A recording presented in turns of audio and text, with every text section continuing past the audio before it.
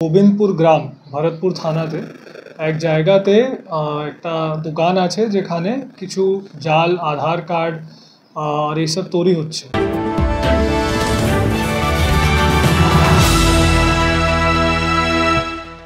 জাল আধার কার্ড তৈরির চক্র, আর সেই চক্রের আঁতুড়ঘর মুর্শিদাবাদের ভরতপুর।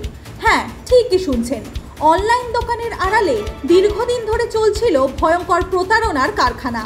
আর এবার সেই কারখানায় পুলিশি হানা, গ্রেফতার মূল পাণ্ডারা। ভরতপুর থানার আলোগ্রাম অঞ্চলের গোবিন্দপুর, সেখানকার এক অনলাইন দোকানে গোপন সূত্রে খবর পেয়ে একযোগে অভিযান চালায় ভরতপুর থানার পুলিশ ও কান্দির এসডিপিও।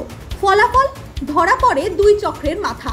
বাজেয়াপ্ত হয় নকল পঞ্চায়েত স্ট্যাম্প, 3টি ফিঙ্গারপ্রিন্ট ডিভাইস, একটি আই স্ক্যানার, শতাধিক পাসপোর্ট ছবির কপি, 2টি ল্যাপটপ, একটি ক্যামেরা, জেরক্স ও ল্যামিনেশন মেশিন এবং নগদ 24,000 টাকা।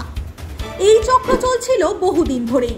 নিয়াজ শেখ আগে কুলিতে এই কাজ করত, পরে এনামুলের সঙ্গে হাত মিলিয়ে গোবিন্দপুরে খুলে বসে এই জাল আধার কার্ড তৈরির কারখানা। পুলিশের মতে এটা শুধু দুজনের কাজ নয়, এই চক্রে আরও অনেকে জড়িত থাকতে পারে। তাদের খোঁজে ইতিমধ্যেই চিরুনি তল্লাশি শুরু হয়েছে। মুর্শিদাবাদ জেলা পুলিশের এই অভিযান নিঃসন্দেহে এক বড় সাফল্য, আর এই ঘটনার পর থেকেই এলাকায় ছড়িয়ে পড়েছে চাঞ্চল্য। 7 জুলাই 2025 আমরা একটা ইনফরমেশন পেলাম যে গোবিন্দপুর গ্রাম ভরতপুর থানাতে এক জায়গাতে একটা দোকান আছে যেখানে কিছু জাল আধার কার্ড আর এইসব তৈরি হচ্ছে। তো এই ইনফরমেশনকে ওয়ার্কআউট করতে গেলে আমরা একটা টিম নিয়ে ওখানে স্পটে যাই।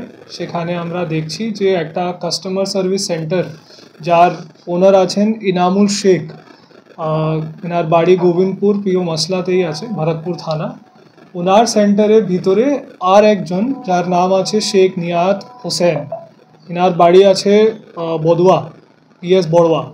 ওখানে বসে যে নিয়াজ শেখ আছে, ও এই দোকানে বসে একটা অথেন্টিকেটেড কাস্টমার অপারেটর যে আছে, আধার কার্ড তৈরি করার যার অথরিটি আছে, ফিঙ্গারপ্রিন্ট আছে, ওই ফিঙ্গারপ্রিন্ট নিয়ে একটা স্ট্যাম্প তৈরি করেছে। আর এই স্ট্যাম্প ইউজ করে অবৈধভাবে এখানে এই কাস্টমার সার্ভিস সেন্টারে বসে আধার কার্ডগুলো তৈরি করছে। এই আধার কার্ড তৈরি করার যে সব জিনিসপত্র লাগে, ল্যামিনেশন মেশিন, একটা camera attach with light bulb, 3খানা ফিঙ্গারপ্রিন্ট স্ক্যানার, এইসব, আর একটা আইরিস স্ক্যানার, এইসব আমরা ওখানে পেয়েছি। তার সঙ্গেই একটা ব্যাগে প্রায় 100 উপরে আমরা পাসপোর্ট সাইজ ফটোগ্রাফস পেয়েছি, যার কোনো জাস্টিফিকেশন এদের কাছে নেই। তো এটাই সন্দেহ করা হচ্ছে যে এই ছবিগুলোকে নিয়ে আনঅথরাইজভাবে ফেক আধার কার্ডগুলো এরা তৈরি করে। আর এই ছাড়া আমরা যে ইনামুল শেখ, যার কাস্টমার সার্ভিস সেন্টার ছিল, ওখানে আর একটা আমরা স্ট্যাম্প পেয়েছি। এই স্ট্যাম্পে এমবসড আছে প্রধান আলুগ্রাম গ্রাম পঞ্চায়েত। তো এই স্ট্যাম্পকে নিয়ে হয়তো অনেকগুলো ফেক সার্টিফিকেট তৈরি করা হয় এখানে। এই সব জিনিসটাকে নিয়ে আমরা একটা কেস স্টার্ট করেছি, আর এই কেসে বেসিসে আমরা এদেরকে স্পটেই অ্যারেস্ট করেছি।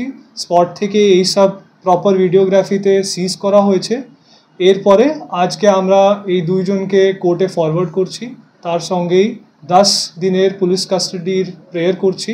আমরা আশা করছি যে এই পুলিশ কাস্টাডি পাওয়ার পরে আমরা খুব ভালো করে এদেরকে আর ভালোভাবে ইন্টারোগেট করে দেখব যে এর পিছনে কিছু র্যাকেট আছে কি না, এদের সঙ্গে আর কে কে যুক্ত আছে।